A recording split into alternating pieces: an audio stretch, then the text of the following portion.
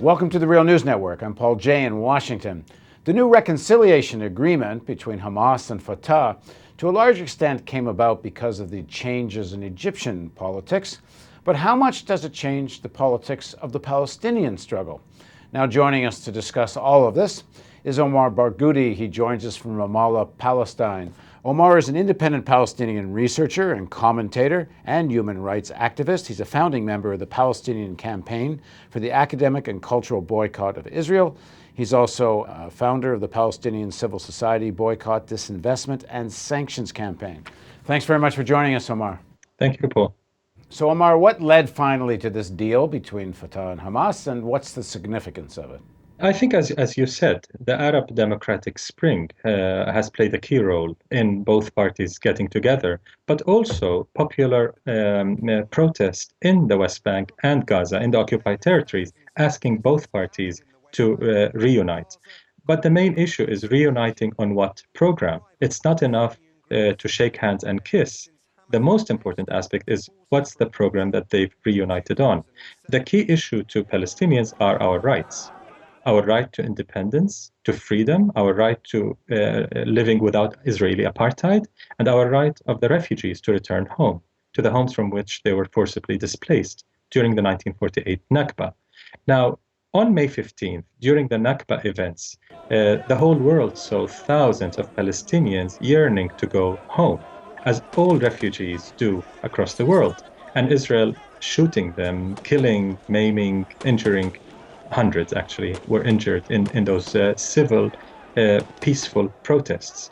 Now, this has reminded the world and Palestinian leaders that without solving the issue of refugees, without the right of return in accordance with UN Resolution 194, which calls for return to the lands and homes from which they were ethnically cleansed, there will be no solution to the question of Palestine.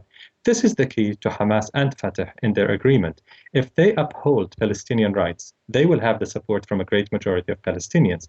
If they fall again into the Oslo Agreement trap, the Israeli PLO agreement signed 1993, of reducing the Palestinian people into just those in the occupied West Bank and Gaza, they will lose popular support everywhere.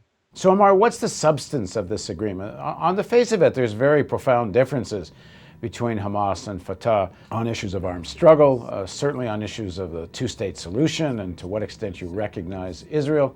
I mean, just what really have they agreed to? And have they, at the very least, agreed to some kind of process leading to elections?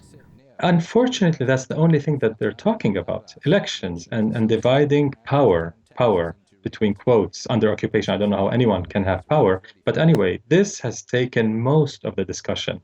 How to divide the seats among them, who goes where, who's prime minister, how to divide the ministers among them, and so on, how to have the elections. They've discussed that in detail. But there's much less detail on how they're going to achieve Palestinian rights. Elections of a Palestinian Legislative Council under occupation will not get us there. It's an important step, but it's not enough.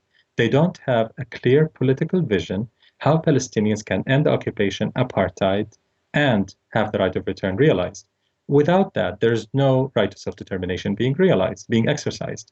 So I'm a bit pessimistic about this agreement, being very short on basic rights and very detailed on nonsense about elections and so on, and dividing power. Now, the PA, Fatah, they had planned to, in September at the United Nations, have a unilateral declaration of Palestinian statehood, independence.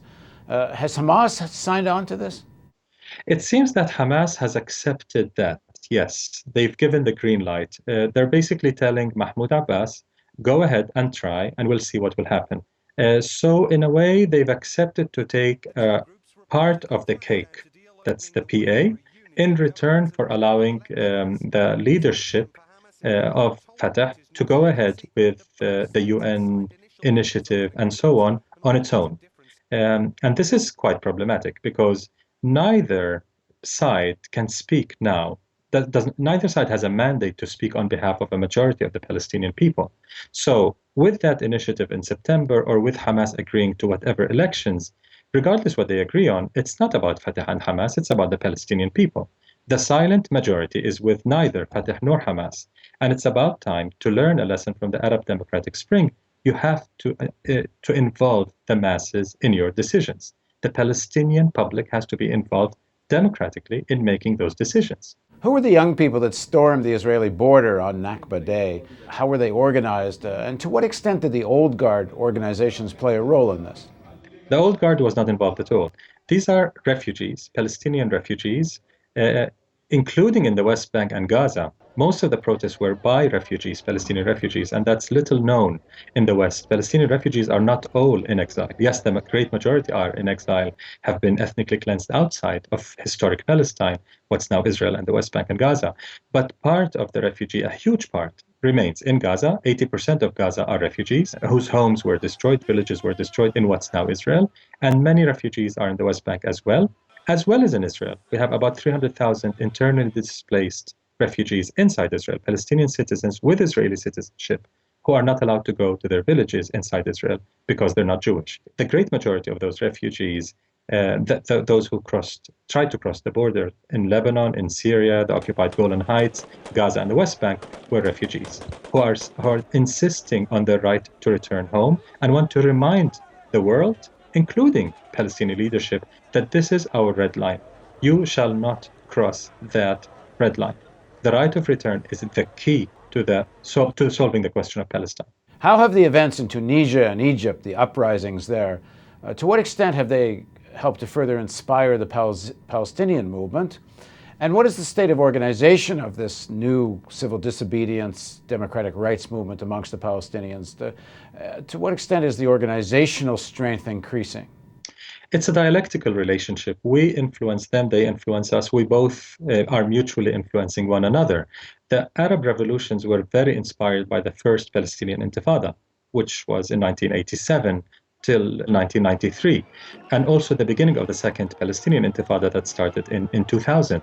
So Palestinian civil protests, peaceful resistance also played a key role, as many of the leaders of the Arab revolutions are saying, in inspiring Arab masses to revolt against their dictators.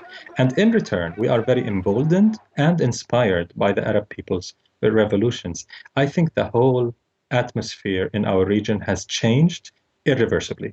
We're undergoing a massive historic transformation, and the sooner the Israelis realize that and the US government realizes that, the better it will be for everyone. Because those who are still going by the old rules that the US and Israel dictate to their proxies, Mubarak, Ben Ali, and the Saudi king, and so on, to act on their behalf and do their bidding, now things are changing. Soon enough, we'll have democratically elected Arab governments that will speak for their people and will represent their people's aspirations. And guess what? The people do not want Israel's apartheid or occupation to continue.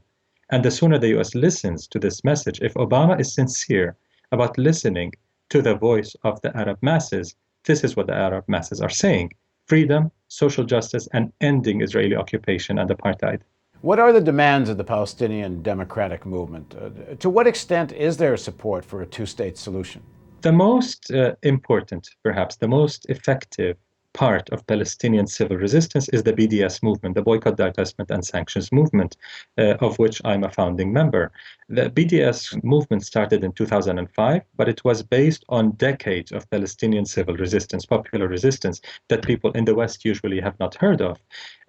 Those movements led or culminated in the BDS movement in 2005. The BDS call that came out from the great majority of Palestinian civil society in 2005 has three basic demands, and it has very close to a consensus among Palestinians, not just in the occupied territories, also Palestinian citizens of Israel, and crucially, Palestinian refugees, the majority of the Palestinian people. The three demands are ending the 1967 occupation with removing the colonies, the wall, and so on, ending the whole regime of occupation of Arab territories conquered by Israel in 1967, including the Golan Heights. Number two, ending Israel's system of racial discrimination, which is a form of apartheid according to the UN definition of apartheid. The third and most important demand that all Palestinians agree on is the right of return for refugees, to return home. So those three demands have basically garnered the widest possible support we've seen among Palestinians in decades, literally in decades. The BDS National Committee, the leadership of the global BDS movement, is the largest by far, the largest civil society alliance or coalition that has been formed in decades. So clearly those three demands form a consensus among Palestinians that does not endorse one state or two states. We remain neutral on that question because it's a huge coalition with a consensus. Some people support two states. Actually, the majority still support two states. A minority supports one state, a democratic state for all. As myself, I've always, for 28 years, supported a one democratic, secular state for all, irrespective of identity. But in the BDS movement, we do not take a position on one state, two states. Thanks very much for joining us, Omar, and thank you for joining us on the Real News Network. And please don't forget the donate buttons here, because if you don't do that, we can't do this.